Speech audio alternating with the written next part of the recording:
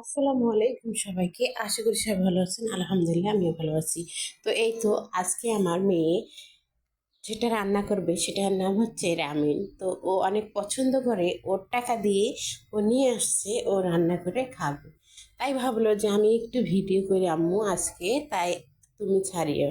তার জন্য আমি একটু ও ভিডিও করছে অবশ্যই, এখন আমি এডিট করে ভয়েস দিচ্ছি, দিয়ে আপনাদেরকে দেখাই দিচ্ছি। আসলে মেয়ে সন্তান যদি কারো থাকে বড়, সে হচ্ছে ভাগ্যবতী।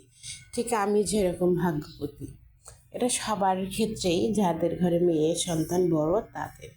এই যে আমার মেয়ে এখন এটা রান্না করবে, তো একে একে বাড়ি করে দেখাচ্ছে এখানে কি কি আছে, সবগুলো দেখায় পরে রান্না করবে। তো জানি না কে কি ভাববেন যে হচ্ছে মেয়ে রান্না করতেছে। তো মেয়ে মানুষ তো রান্না করতেই হবে, কারণ হচ্ছে মেয়ে সন্তান আমার বাসায় হয়তো না রান্না আমি না করলেও, যখন আমি হয়তো অন্যের ঘরে দেবো, শ্বশুর ঘরে, শ্বশুরের বাড়ি, জামাইয়ের বাড়ি পাঠাই দেবো, তখন কিন্তু ওকে রান্না করতেই হবে।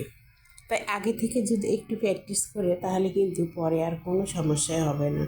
তাই ও যেভাবে করতেছে, ও ইউটিউব থেকে দেখে দেখে এটা শিখেছে যে কিভাবে করতে হবে। তো ও যতটুকু পারতেছে অতটুকুই করতেছে। তো আমার মেয়ে অত বেশি বড় না, প্রায় এখন ওর 12 বছর বয়স চলতেছে। এতটুকু আমরা অবশ্য এর থেকে আরও ছোট বয়সেই কাজকাম করা শিখেছিলাম। আসলে এখনকার বাচ্চা বলে কথা, এখনকার বাচ্চাটা আগের মতো হবে না আমাদের মতো। এখনকার বাচ্চাদের পড়ালেখার একটু চাপ বেশি থাকে, একটু কঠিন প্রশ্ন থাকে, যার জন্য এসব আমরা করাই না। হয়তো অনেকজনের ঘরেই করায়, কিন্তু আমি করাই না, যেহেতু আমি আল্লাহ তাআলা আমাকে সুস্থ রাখছে, এজন্য আর আমি নিজেই যতটুকু পারি অতটুকুই করি। ওকে আমি বেশি করতে দিই না। তো মাঝে মাঝে দুই একটা কাজ হয়তো আমার করে দেয়, একটু সাহায্য করে, আমার ভালো লাগে। আর সবসময় আমি করাই না, কারণ পড়ার চাপের কারণে করাতে পারি না, সময়ই পায় না, এই জন্য আর কি করতে পারে না। তো এই তো ও হচ্ছে সিদ্ধ করে পুরো এখানে যা যা উপকরণ ছিল সব কিছু দিয়ে দিচ্ছে।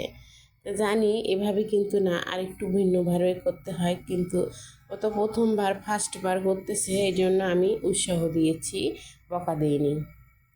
তো আস্তে আস্তে কিন্তু শিখবে মেয়েরা, আস্তে আস্তে এইভাবে রান্না বাড়াগুলো আমরা যদি মা শাশুড়িরা সবাই একটু সাহায্য করি মেয়েদেরকে, বউ মেয়ে, তারা কিন্তু কাজ শিখতে পারে। কিন্তু অনেকে আছে সহ্য হয় না, রাগ হয় বাচ্চাদের সঙ্গে, এরকম করা ঠিক না।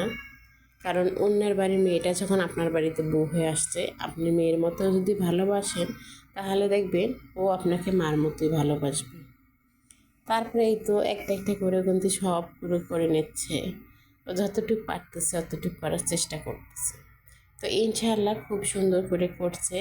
এখন অবশ্যই ডেকোরেশন করে দিচ্ছে, করে আপনাদেরকে দেখাবে কত সুন্দর হয়েছে। তো ডেকোরেশন করার পরে সাজিয়ে গুজিয়ে কিন্তু ও প্রথমে আমাকেই টেস্ট করতে দিয়েছিল যে দেখো তো কেমন লাগে। তো আমি বলেছিলাম যে খুব মজা হয়েছে, এভাবে রান্না করে খুব ভালো হয়েছে। তো অনেক খুশি হয়েছিল যে আমার আম্মু বলছে খুব মজা হয়েছে। এভাবে উৎসাহ দিলে দেখবেন সন্তানেরা খুব সুন্দরভাবে কাজ শিখতে পারবে, সেটা পড়ালেখার ক্ষেত্রে হোক আর কাজের ক্ষেত্রে হোক। এই জন্য তো আমি ওকে বকাঝকা না করে আমি আমার মতো ছিলাম, ও ওর মতো রেডি করে নিয়ে আসছিল। তো এই তো আমার মেয়ের এইতে রামিন রান্না হয়ে গেছে, ডেকোরেশনও শেষ। এখন একটু সাজিয়ে গুজিয়ে যখন দেবে খেতে, তখন অবশ্যই আমি তো বলবোই। তো আপনাদের কাছে কেমন লাগলো অবশ্যই আমার কমেন্টে জানাবেন। হয়তো আমার মেয়ে কমেন্টটা করলে খুবই খুশি হবে।